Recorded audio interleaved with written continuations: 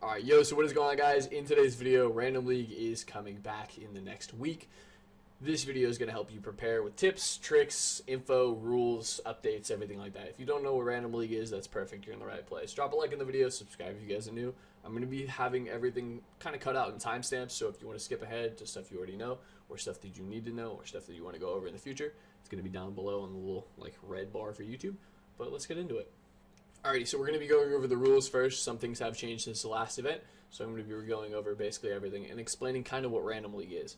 If you don't know what Random League is an event that Royale holds a couple times a year, and it is by far the best event that they have. It is super fun, and the most important thing, it is fair. It's not like Mirror Match or Royal Trials where you verse a player who has a max hero, max gear, and stuff like that.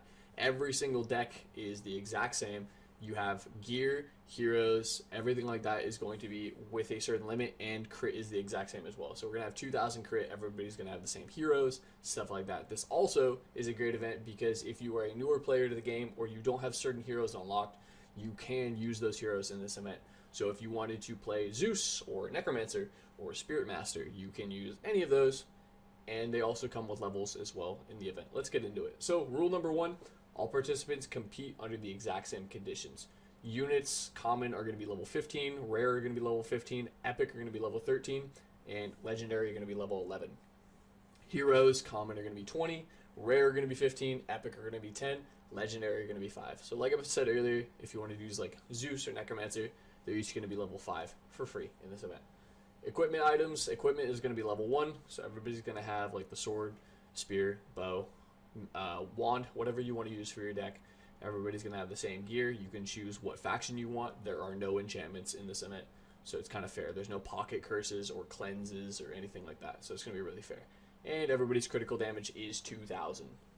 Okay, so rule number 2. You have to create 5 decks. Each single deck is going to have different units, key units, stuff like that. We're going to be going over key units as well, what those are and why they're important.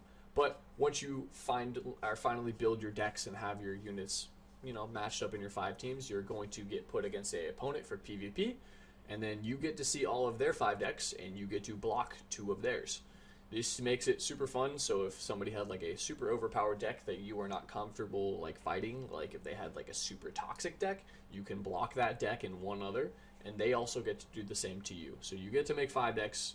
In total, you get to choose from 3 once they block 2 of them, and then the PvP begins. Rule number 3, to keep decks completely equal, some units are declared key, so they can be used one time in those 5 decks. Example is going to be like Shaman and Witch and stuff like that. They can only be used in one of those 5 decks. We're going to be going over key units right now, just because I don't want to do it at the end of the video, because I have a feeling, people are going to ask. So key units are going to be Shaman, Witch, Clock of Power, Bruiser, Blade Dancer, Boreas, Corsair, Cultist, Demon Hunter, Inquisitor, Meteor, Minotaur, Monk, Robot, Tesla, Spirit Master, Ivy, Gargoyle, Crystalmancer, Banshee, Sea Dog, Enchanted Sword, Alchemist, Archer, Fire Mage, Hunter, Lightning Mage, Poisoner, Rogue, Thrower, Sentry, Sharpshooter, Zealot, Catapult, Cold Elemental, Engineer, Executioner, Plague Doctor, Pyrotechnic, Reaper, Thunder, and Archer. If you were listening, Night Statue is not on that list, so you can use Night Statue and Scrapper in multiple decks, which is going to be super helpful for somebody who has never used the unit with talents, and it's going to be pretty solid. Those are pretty game-changing units that you can use in every single deck. Rule number 4. When you kill bosses, merge units, perform other actions in battle, you earn combo points. Those can be spent on modifiers or spells at the beginning of every single wave. This is probably one of the most fun parts of the event. Other than the matchmaking and canceling other people's decks and choosing from multiple decks, this is what makes it fun. This is what makes it super, super memorable, for me at least, because you get to choose at the beginning of each wave what what modifiers and spells that you want to use in it. This is going to make it where if you have a disadvantage in the game, you can weaken the enemy, you can cast a spell, you can really ruin somebody's entire game. And it's completely like a skill gap. That's the best way to put it. You can skill gap so many players with spells or modifiers. What I recommend, don't use your points early on in the game.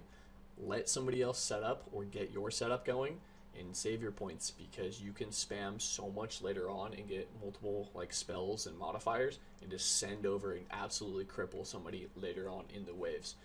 But it's so much fun. You can send like the curse tile, you can send like the rock that, you know, it's basically like Clan Wars and co-op mixed together. You can send over a bunch of modifiers, or you can buff yourself, and it makes it super fun. It makes it very challenging. Every game is very different.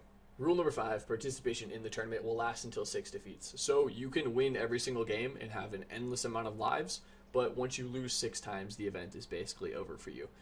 This is one of the things that I personally don't like about the event. I think the event is really fun.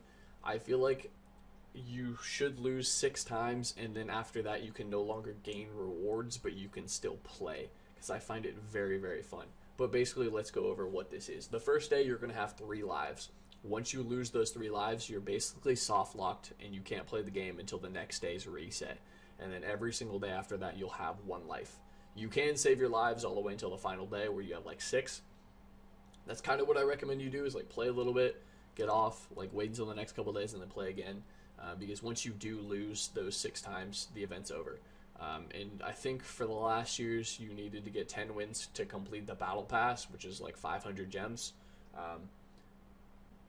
Try to save your games. It's super fun, but once you lose, it kind of, I think it feels like that's the worst part about it. We're also going to be going over some things that it's like content creator exclusive. I will be handing out gem codes and gold codes, promo codes in my chat to people who are in it. So if you guys are subscribed and you guys want to stop by the live stream, I will be giving away gems. So if you're like, oh, I'm 100 gems away, I'm gonna like, oh, here's 100 gems, and just give you a promo code that's exclusive to you, and then you can go use it and spend it in the event, and you're like, hey, this guy's kind of cool, maybe I'll subscribe to him, I don't know.